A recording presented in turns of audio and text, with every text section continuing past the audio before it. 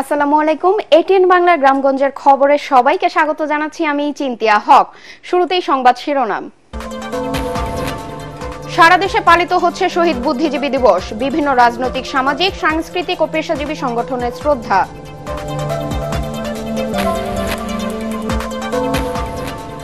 মিয়ানমারের অভ্যন্তরে সংঘাতের জেরে টেকনাফের নাফ নদীতে আরোপিত নিষেধাজ্ঞা প্রত্যাহার, টহল জোরদার বিজিবি ও কোস্টগার্ডের।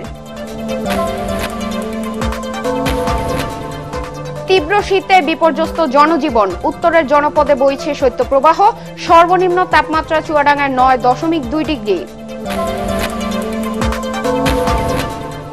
এবং বিশেষ দিনকে সামনে রেখে ব্যস্ত সময় পার করছেন ফুলের রাজধানী খ্যাত যশোরের গদখালির ফুলচাষীরা।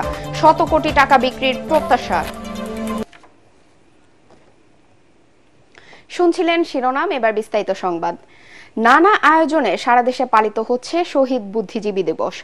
দেশের বিভিন্ন স্থানে জাতির শ্রেষ্ঠ সন্তানদের ফুলে শ্রদ্ধা জানায় রাজনৈতিক দল ও সামাজিক, সাংস্কৃতিক, পেশাজীবী বিভিন্ন সংগঠন এবং স্কুল কলেজের শিক্ষার্থীরা। সংবাদদাতাদের পাঠানো তথ্য চিত্র নিয়ে আরো জানাচ্ছেন আশিকুর রহমান।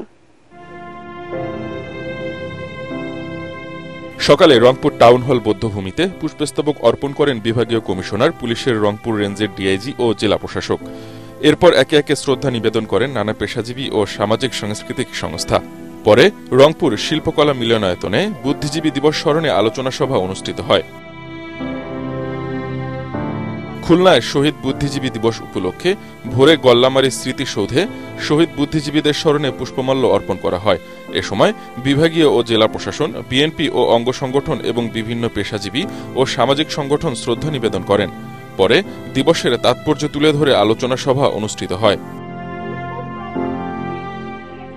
রাজশাহী বিশ্ববিদ্যালয়ে শহীদ বুদ্ধিজীবী দিবস উপলক্ষে ভোরে জাতীয় পতাকা অর্ধনমিত রাখা হয়। পরে ফুল দিয়ে শ্রদ্ধা জানান বিশ্ববিদ্যালয়ের উপাচার্য সহ প্রশাসনের ঊর্ধ্বতন কর্মকর্তারা। এদিকে বিএনপি ও তার অঙ্গ সংগঠন নানা আয়োজনে পালন করছে দিবসটি। বরিশালের 30 গোডাউন বৌদ্ধভূমিতে মুক্তিযোদ্ধা স্মৃতিস্তম্ভ ও জেলা প্রশাসকের কার্যালয়ের সামনে বিভাগীয়, জেলা ও পুলিশ প্রশাসন, বিএনপি ও তার অঙ্গ সংগঠনের নেতাকর্মীরা পুষ্পস্তবক অর্পণ করে। পরে জেলা প্রশাসনের উদ্যোগে বরিশাল সার্কিট হাউসে ও বিএনপির উদ্যোগে বিএনপি অফিসে আলোচনা সভা অনুষ্ঠিত হয়। ময়মনসিংহ ডাকবাংলো বৌদ্ধভূমিতে পুষ্পস্তবক অর্পণ করে জাতির শ্রেষ্ঠ সন্তানদের প্রতি বিভাগীয় ও জেলা প্রশাসন এবং রাজনৈতিক দলের নেতাকর্মীরা গভীর শ্রদ্ধা নিবেদন করেছেন। পরে সেখানে আলোচনা সভা অনুষ্ঠিত হয়। নীলফামারী সরকারি কলেজ বৌদ্ধভূমিতে শহীদদের প্রতি শ্রদ্ধা নিবেদন করা হয়েছে। মুক্তিযোদ্ধা সংসদ, নীলফামারী প্রেস ক্লাব, নীলফামারী সরকারি কলেজ ছাড়াও বিভিন্ন রাজনৈতিক, সামাজিক ও স্বেচ্ছাসেবী সংগঠন পুষ্পমাল্য অর্পণ করেন। এরপর নীলফামারী সরকারি কলেজ মিলনায়তনে এক আলোচনা সভায় বুদ্ধিজীবী দিবসের তাৎপর্য তুলে ধরা হয়। এছাড়া হবিগঞ্জ, ঝালকাঠি, জামালপুর সহ বিভিন্ন জেলায় যথাযোগ্য মর্যাদায় শহীদ বুদ্ধিজীবী দিবস পালিত হয়েছে। Bureau report, ATN Bangla. এদিকে শহীদ বুদ্ধিজীবী দিবস উপলক্ষে চট্টগ্রাম প্রেস ক্লাবে অনুষ্ঠিত হলো আলোচনা সভা। এতে বক্তারা বলেন, জাতির শ্রেষ্ঠ সন্তানদের আত্মত্যাগের মধ্য দিয়ে যে স্বাধীনতা আমরা পেয়েছি তাকে ধরে রাখতে হবে। তার সাথে সকলকে নিয়ে বৈষম্যহীন ও সমৃদ্ধ সমাজ গড়ে তুলতে হবে। আলোচনা সভায় প্রেস ক্লাবের অন্তর্বর্তী কমিটির সদস্য সচিব জাহিদুল করিম কোচি, মুস্তফা নঈম ও শাহনেয়াজ রিটন সহ অন্যান্যরা উপস্থিত ছিলেন।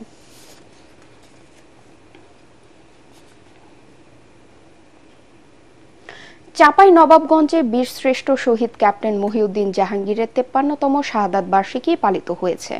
এ উপলক্ষে শহরের উপকণ্ঠ রেহাইচরে তার শাহাদাত স্থলে নির্মিত স্মৃতিস্তম্ভে জেলা প্রশাসনের উদ্যোগে জাতীয় পতাকা উত্তোলন করা হয়। এরপর সেখানে জেলা প্রশাসন, পুলিশ প্রশাসন ও জেলা মুক্তিযোদ্ধা সংসদ সহ বিভিন্ন সরকারি, বেসরকারি প্রতিষ্ঠানের পক্ষ থেকে পুষ্পস্তবক অর্পণ এবং তার রুহের মাগফিরাত কামনা করে মোনাজাত করা হয়। এছাড়া ঐতিহাসিক সোনা মসজিদ প্রাঙ্গণে বীরশ্রেষ্ঠের সমাধিস্থলে পুষ্পস্তবক অর্পণ, কবর জিয়ারত ও মোনাজাতের আয়োজন করে জেলা প্রশাসন। 1971 সালের এই দিনে চাঁপাইনবাবগঞ্জের মহানন্দা নদীর তীরে সম্মুখ যুদ্ধে হানাদার বাহিনীর বুলেটে শহীদ হন ক্যাপ্টেন মহিউদ্দিন জাহাঙ্গীর।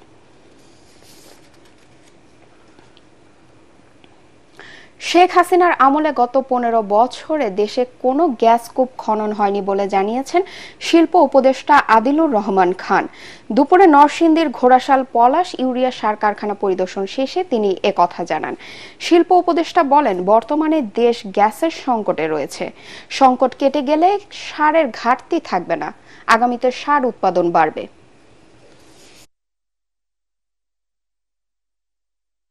বাপেক্সকে বসিয়ে রাখা হয়েছিল, এখন ভোলাতে কিছু গ্যাস পাওয়া গেছে। বাপেক্সের উদ্যোগে আবার গ্যাস খননের চেষ্টা হচ্ছে। যে গ্যাস যদি আমরা নিরবচ্ছিন্নভাবে পেতাম তাহলে সমস্ত কারখানাগুলো চালু রেখে আমাদের সার আমদানি করতে হতো না। দেশের সাম্প্রদায়িক সম্প্রীতি বিনষ্ট করতে যারা ষড়যন্ত্র করছে তাদের বিচার হবে বলে জানিয়েছেন অ্যাটর্নি জেনারেল মোহাম্মদ আসাদুজ্জামান। চট্টগ্রামে বাংলাদেশ হিউম্যান রাইটস ফাউন্ডেশনের 15তম প্রতিষ্ঠা বার্ষিকী ও চতুর্থ সম্মেলনে তিনি একথা বলেন। তিনি আরো বলেন, দেশে হিন্দু সম্প্রদায়ের সর্বোচ্চ নিরাপত্তা নিশ্চিত করা হচ্ছে। সেখানে একটি পক্ষ ষড়যন্ত্র করে দেশের সাম্প্রদায়িক সম্প্রীতি নষ্ট করার পায়তারা করছে। অনুষ্ঠানে হাইকোর্ট বিভাগের বিচারপতি মুজিবুর রহমান মিয়া, বাংলাদেশ হিউম্যান রাইটস ফাউন্ডেশনের চেয়ারপারসন অ্যাডভোকেট এলিনা খান ও সুফি মোহাম্মদ মিজানুর রহমান সহ অন্যান্যরা উপস্থিত হন।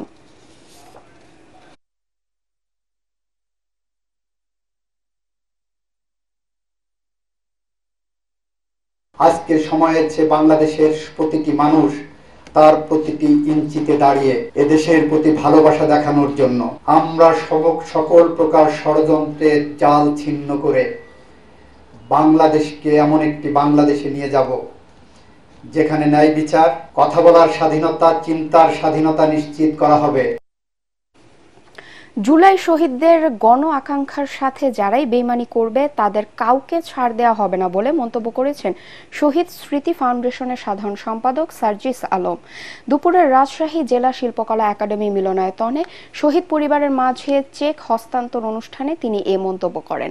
এ সময় পালিয়ে যাওয়া স্বৈরাচার শেখ হাসিনাকে বাংলাদেশের কাছে ফিরিয়ে দেওয়ার জন্য ভারতের প্রতি আহ্বান জানান সার্জিস আলম।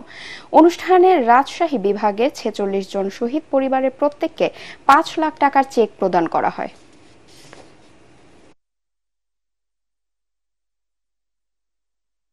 আমরা শুধু ভারতকে একটি জিনিস বলে দিতে চাই, আপনাদের সাথে আমাদের সম্পর্ক কি হবে সেটা আপনারা আপনাদের কাজের মাধ্যমে নির্ধারণ করবেন। যেই খুনি হাসিনা এতগুলো মানুষকে খুন করে এই বাংলাদেশ থেকে পালিয়ে গিয়েছে, সেই খুনি হাসিনাকে আপনারা আশ্রয় দিয়েছেন। যদি এই বাংলাদেশের সাথে আপনাদের সম্পর্ক স্থাপন করতে চান, খুনি হাসিনাকে বাংলাদেশে ফিরিয়ে দিন। মিয়ানমারের অভ্যন্তরে সংঘাতের জের ধরে কক্সবাজারের টেকনাফের নাফ নদীতে আরোপিত নিষেধাজ্ঞা প্রত্যাহার করা হয়েছে। তবে টেকনাফের কোনো নৌযান যেন বাংলাদেশের জলসীমা অতিক্রম করে মিয়ানমারের জলসীমায় না যায় তার জন্য গ্রহণ করা হয়েছে সতর্কতা। একই সঙ্গে জরুরি প্রয়োজনে টেকনাফ সেন্ট মার্টিন নৌরুটে যাত্রীবাহী নৌযান কোস্টগার্ডের নিরাপত্তায় চলাচল করবে। এমন সিদ্ধান্ত গ্রহণের কথা নিশ্চিত করেছেন টেকনাফ উপজেলা নির্বাহী কর্মকর্তা শেখ এহসান উদ্দিন। অন্যদিকে আবারও মিয়ানমারের অভ্যন্তরে চলা গোলাগুলির শব্দ ভেসে আসছে বলে জানান সীমান্তবর্তী এলাকার লোকজন। টেকনাফ উপজেলা নির্বাহী কর্মকর্তা শেখ এহসান উদ্দিন জানান, নাফ নদীতে দীর্ঘদিন ধরে মাছ ধরা বন্ধ রয়েছে, তা গত সরকারের আমল থেকে কার্যকর। এখনো নাফ নদীতে মাছ ধরা বন্ধ থাকবে, তবে নাফ নদী দিয়ে সমুদ্রগামী মাছ ধরা ট্রলার যাতায়াত করতে পারবে। গত 8 ডিসেম্বর বাংলাদেশের সাথে মিয়ানমারের সীমান্তবর্তী রাখাইন রাজ্যের মংডু শহর শতভাগ নিয়ন্ত্রণে নিয়েছে বিচ্ছিন্নতাবাদী গোষ্ঠী আরাকান আর্মি। এরপর নাফ নদীর মিয়ানমারের অংশে অনির্দিষ্টকালের জন্য নৌ চলাচলের নিষেধাজ্ঞা আরোপ করে তারা। এমন পরিস্থিতিতে নাফ নদীতে বাংলাদেশ অংশে টহল জোরদার করে বিজিবি ও কোস্টগার্ড।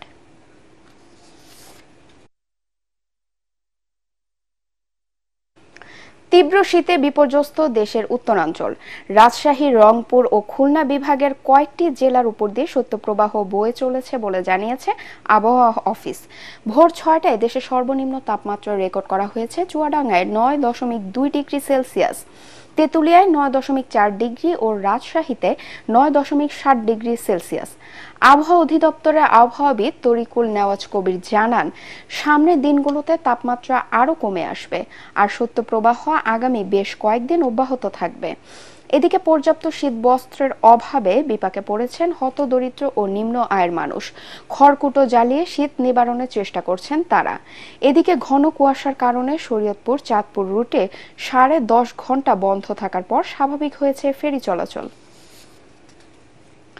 2013 সালে নোয়াখালীর কোম্পানিগঞ্জে জামায়াত শিবিরের 7 নেতাকর্মী হত্যার বিচারের দাবিতে বিক্ষোভ সমাবেশ করেছেন দলটির নেতাকর্মীরা।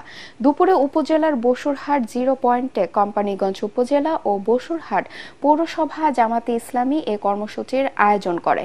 সমাবেশে প্রধান অতিথি ছিলেন জেলা জামায়াতের আমির ইসহাক খন্দকার। অন্যান্যদের মধ্যে বক্তব্য রাখেন ইসলামী ছাত্র শিবিরের সাবেক কেন্দ্রীয় সভাপতি ও ঢাকা দক্ষিণ জামায়াতের সহকারী সেক্রেটারি জেনারেল ইয়াসিন আরাফাত, জেলা জামায়াতের নায়েবে আমির মাওলানা নিজামুদ্দিন ফারুক, কোম্পানিগঞ্জ উপজেলা জামায়াতের আমির অধ্যক্ষ বেলায়েত হোসেন ও বসুরহাট পৌর জামায়াতের আমির মাওলানা মোশাররফ হোসেন। 2013 সালের 14 ডিসেম্বর বসুরহাট বাজারের উপজেলা মসজিদ গেইটে জামায়াত শিবিরের 7 নেতাকর্মীকে গুলি করে হত্যার ঘটনা ঘটে।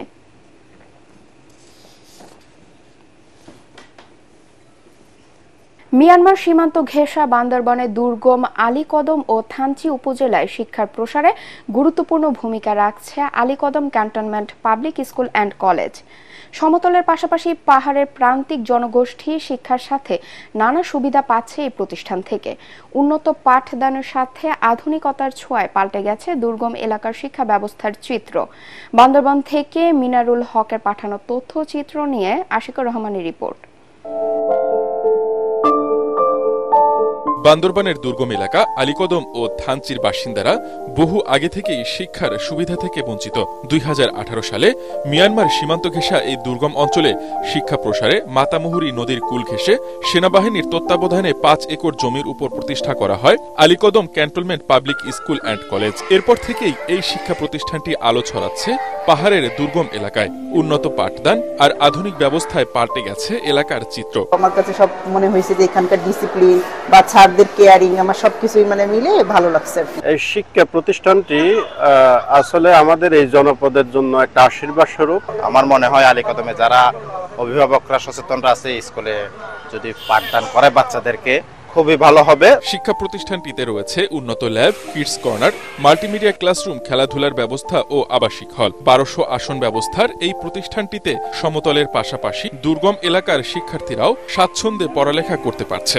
সন্ধ্যাকালীন 6:30 হতে 10টা পর্যন্ত যেটি আমাদেরকে এক্সট্রা কেয়ারের জন্য ক্লাস করা হয় সেটার মাধ্যমে আমরা অনেক বেনিফিট হচ্ছে।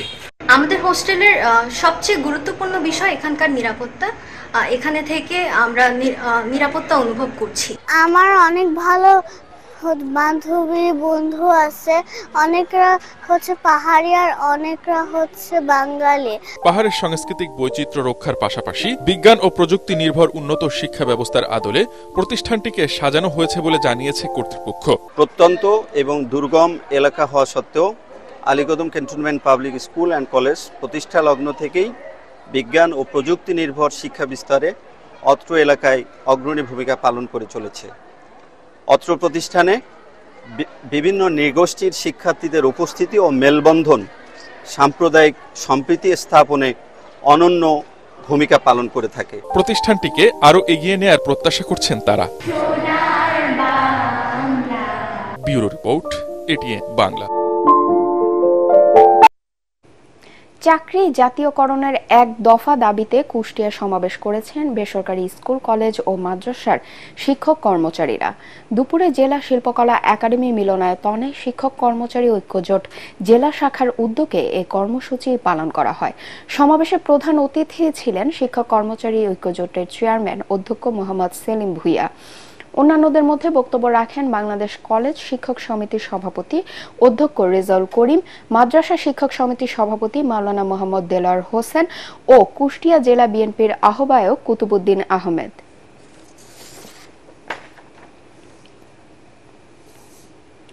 যমুনার সার কারখানায় গ্যাস সরবরাহ করে পুনরায় চালুর দাবিতে মানববন্ধন করেছে গণ অধিকার পরিষদ জামালপুর জেলা শাখা।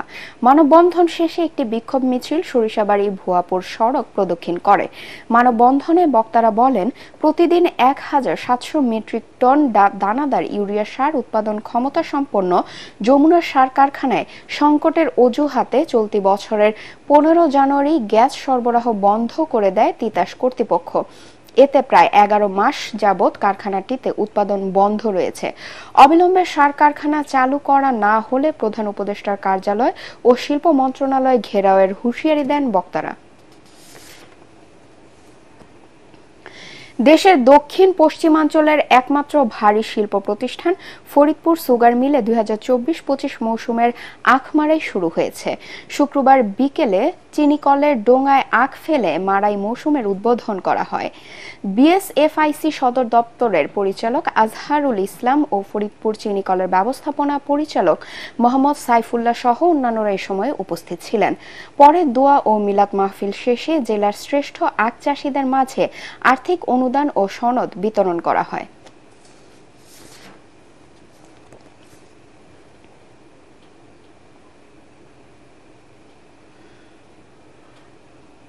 মহান বিজয় দিবস সহ আরও বেশ কয়েকটি বিশেষ দিনকে সামনে রেখে ব্যস্ত সময় পার করছেন ফুলের রাজধানী খ্যাত যশোরের গদখালি এলাকার চাষিরা।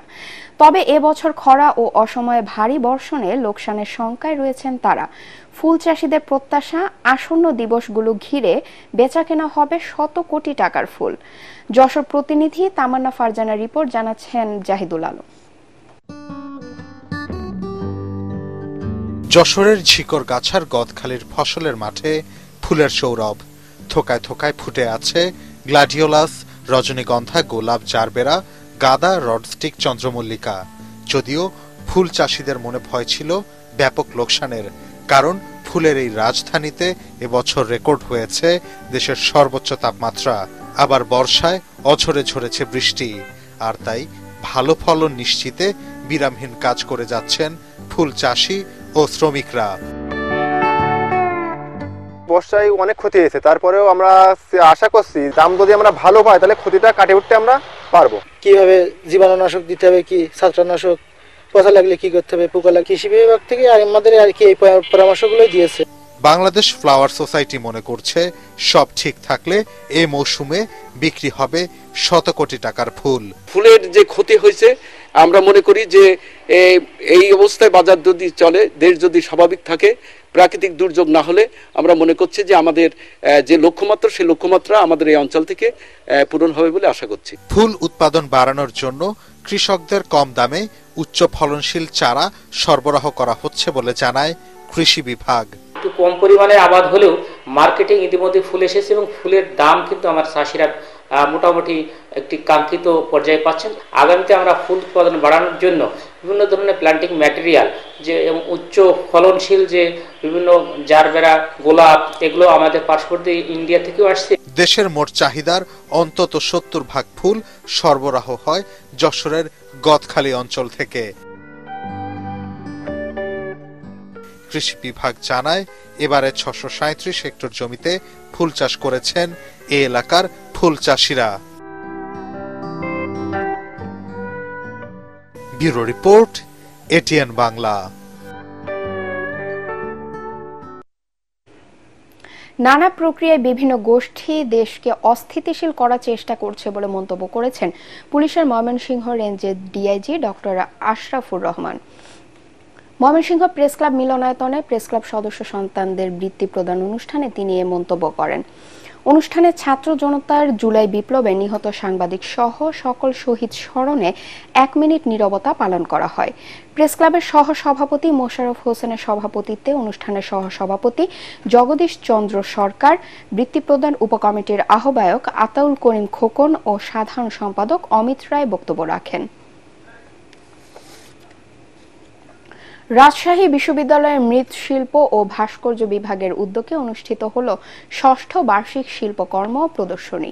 চারুকলা অনুষদের সামনে প্রদর্শনী উদ্বোধন করেন বিশ্ববিদ্যালয়ের উপাচার্য প্রফেসর ডক্টর সালেহ আহসান নকিব, উপাচার্য প্রফেসর ডক্টর মোহাম্মদ মাইনুদ্দিন, উপাচার্য প্রফেসর ডক্টর ফরিদ উদ্দিন খানম ও চারুকলা অনুষদের dean professor doctor Mohammad Ali অনুষ্ঠানে অন্যান্যদের মধ্যে উপস্থিত ছিলেন। প্রদর্শনীতে সহস্রাধিক মৃৎশিল্প ও ভাস্কর্য প্রদর্শন করা হয়।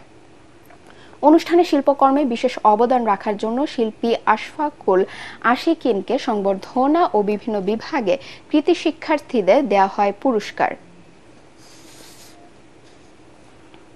ব্যাপক উৎসাহ আর উদ্দীপনার মধ্য দিয়ে সাভারে শেষ হলো বৈষম্য বিরোধী ছাত্র জনতার আন্দোলনে নিহতদের স্মরণে এক ব্যতিক্রমধর্মী ফুটবল টুর্নামেন্ট। সাভার মিনি স্টেডিয়ামে এ ফুটবল টুর্নামেন্টের ফাইনাল খেলায় কলমা নবীন সংঘকে ১-০ গোলে হারিয়ে চ্যাম্পিয়ন হয় বিকেএসপি দল। খেলা শেষে বিজয়ী ও রানার্স আপ দলকে ট্রফি ও নগদ অর্থ তুলে দেন বিএনপির সহ পরিবার কল্যাণ বিষয়ক সম্পাদক ডাক্তার দেওয়ান মোহাম্মদ সালাউদ্দিন বাবু। মাসব্যাপী এ টুর্নামেন্টে ৮টি দল অংশ নেয়।